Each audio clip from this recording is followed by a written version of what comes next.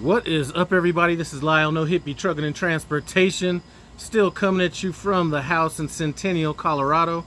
I had a chance to speak with somebody a few days ago that was considering becoming a trainer at Prime, so I felt like it would be a good topic to kind of touch on in a video. Now, before I get to that, I want to say that I'm repping Tim Travel's YouTube channel. Go check him out. Just ran into him up at the Denver drop yard earlier today, but go check out his channel, Tim Travels. Good history, all that kind of stuff, and a very dry sense of humor.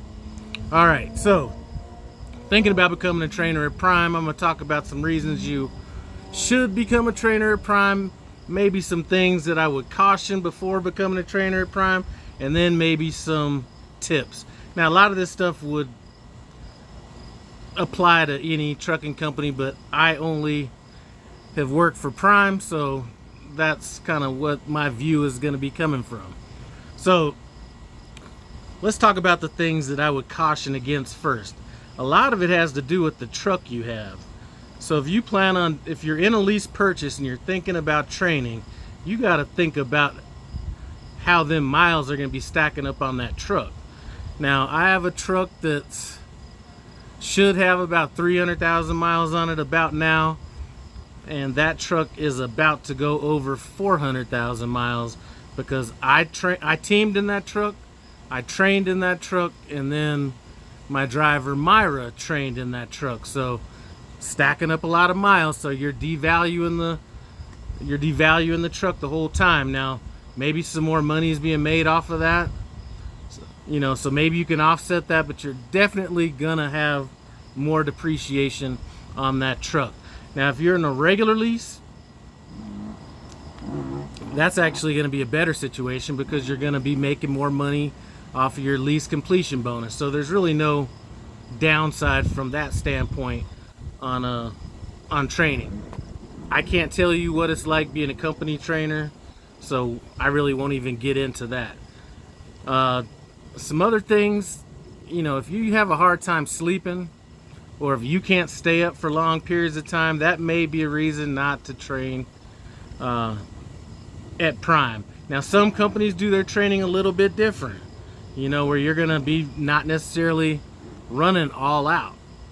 You know, typically at Prime, once you, well, the way I did it, once you spin up your student and get comfortable with their driving, which really doesn't take that long, that truck really doesn't stop unless you get out somewhere early, then shut down there.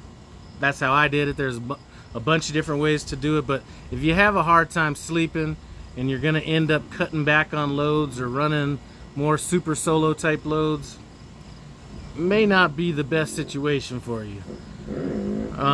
Damn, somebody's out here on a motorcycle.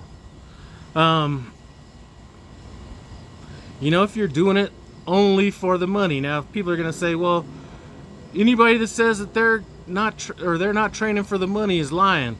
And I can really say that that is not the case, because the first time I trained, I did it to pay it back. And then every other time past that, I think I've had to been talked into it. So if it was all about money, I would have just kept training. Now, I don't know what it's like in this market. That's another thing to consider. You know, I hear people are saying that the loads aren't there and the pay's not the same. Now, I hear that, but then I also talk to people that are still doing very well. So I don't know if that's what the reason is for that. It seems like the people that do well always do well, and sometimes the ones that don't. But now, as far as,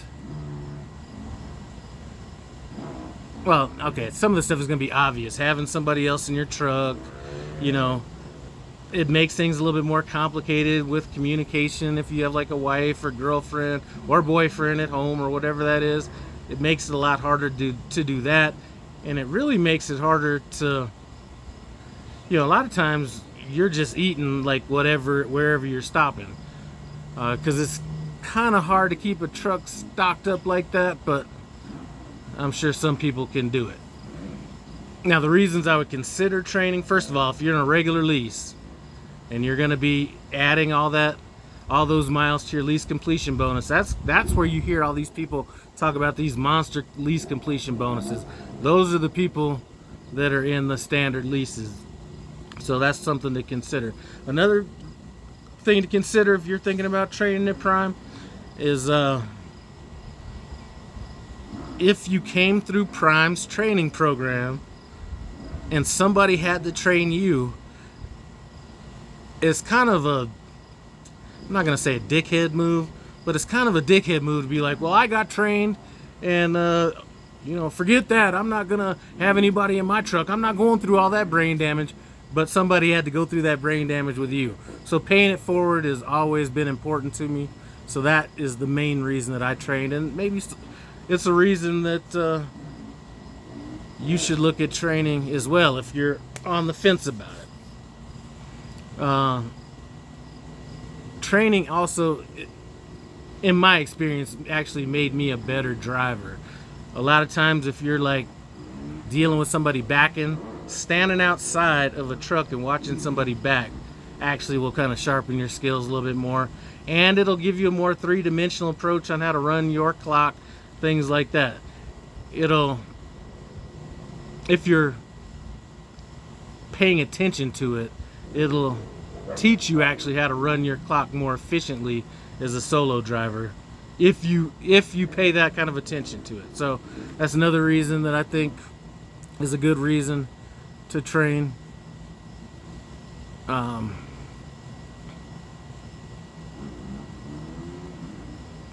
You know, the money. Now, like I said, I talk to people that say that the money's not as good. I talk to people that are saying it's still very good. In a typical cycle or in a typical market, the money is going to be outstanding. I would say that the money is going to be probably minimum double, minimum double what you were making if I was to think back to what I was making as a trainer.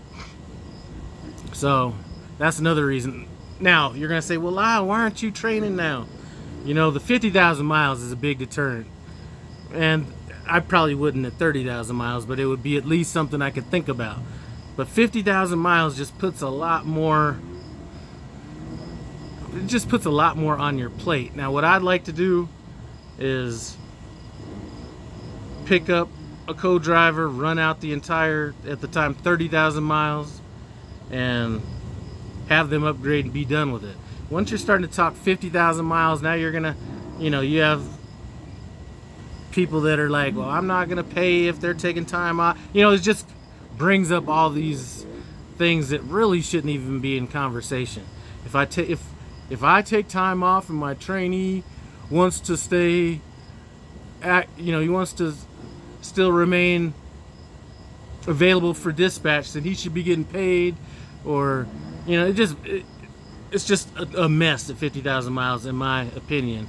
It's just a little bit too long, and I think that a lot of times, not me, because I did like 70,000 miles, or excuse me, not 70, like 140,000 miles training, whatever 7 months would be, with maybe about a month off in there. So, and we were running super hard. But I think at times, the longer the training goes, the more focus the trainee starts having. So that's probably one of the main reasons I'm not training.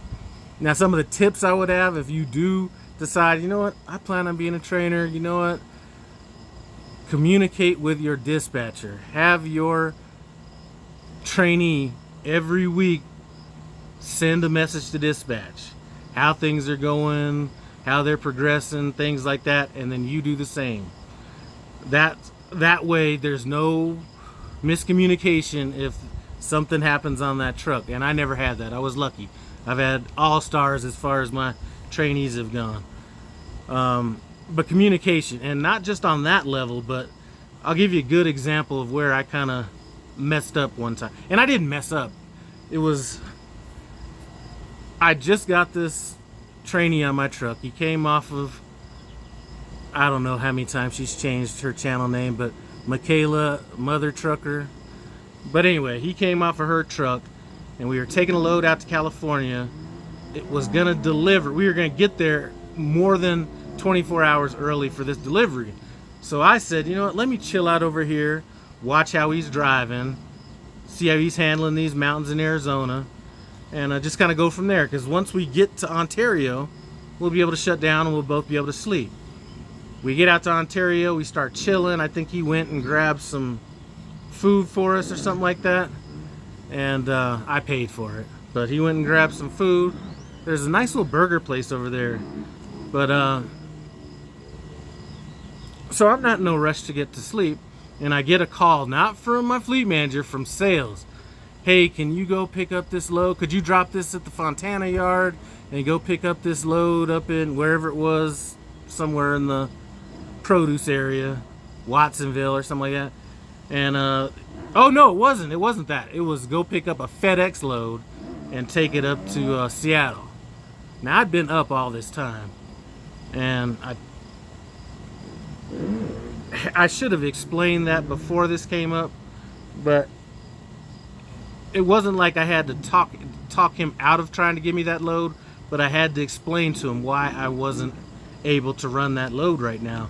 And had I known that to begin with, because it seemed like every time I was teaming, especially going into California, if I was getting in there early enough, they were wanting me to drop a load. And I'm really not the type that likes to drop a 9-mile load on somebody else, so I'd usually rather just deliver my own load, even if that means less money on the other end. Because I would have had that other load up to Seattle by the time I was going to be delivering the other one. And it was a drop and hook. So anyway, communication. Hey, I plan on staying up with my driver just to, you know, just to kind of evaluate his skills, you know, blah, blah, blah. I plan on delivering this whenever it is, and I don't want anything else sent to me unless you give me enough notice on it. So definitely communication on that. Another tip would be, you can't be a hothead, and you need to, you know, it's something everybody had to learn. I learned it, you know, every single trainee I've had on my truck, I've always had to, you know, tell them, if this is aggravating you right now, I mean, this is the least that's going to aggravate you. So any of this like yelling or, you know, getting super frustrated, man, it's just another day. It's just another car jumping in front of you. You know, you can't yell at all of them that do it. So, you know, be a little bit laid back, and really no need to like actually get into like these yelling matches and stuff like that. I can maybe think of twice that I've raised my voice when I was with a trainee, and that wasn't even yelling. I was just trying to get the point across that when I say stop and we're going down this road that I don't know if it's going to be a place we can turn around, that doesn't mean stop like when you want to or when it's convenient. That means stop like now, you know, because it's a whole lot easier to back up, you know, 1/8 of a mile than 1/2 a mile if we have to. You know, I think that I think both of the situations were kind of situations like that. You know, let them understand that you know that they're going to make mistakes, and you're not expecting them to be perfect. You know, there have been times when I was sitting in the bunk and I've felt something, heard something, and I know they've done something wrong. They know they did something wrong, and I just open up the curtain, and you know, sometimes they might say, "Hey, man, sorry about that." You know, you know, whatever it is. And then I just say, listen, Prime is looking for any reason they can to keep you 10,000 more miles. You know, don't make these little mistakes, you know what I'm saying? But you don't need to be yelling at people, things like that. If they're not the right one, get them off the truck. I had to get off my first trainer's truck because that wasn't going to be able to last. So just because you and that trainer don't match doesn't mean that you're a bad driver or that your trainee's a bad driver. It just means that maybe there's not some compatibility there. But get a high level of trust between you and the trainee. So when they do make mistakes, they will come and get you instead of trying to work their own way out of a mistake. You know, what I tell all these drivers is, listen, if you miss an exit, all these roads in the country almost connect to each other. You know, there's a few you might not be able to use because of bridges or, you know, whatever it might be. But for the most part, it's not the end of the world if you miss an exit. So those are just a few things I want to touch on. I could probably go on this forever, but I'm sure that I'm being considered to be a boring YouTube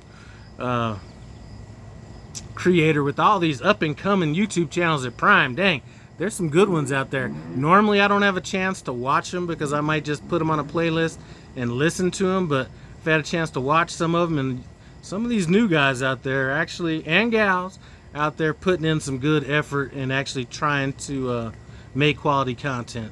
I'm not that guy, so go check out any of those guys as well. But enough about that. I really don't want this to drag on too much longer. I'm coming up on 16 minutes right now, which is about 6 minutes longer than I was thinking it was going to be, but I do appreciate you guys stopping by. No Hippie Trucking and Transportation. As always, comment, subscribe, and I'm out.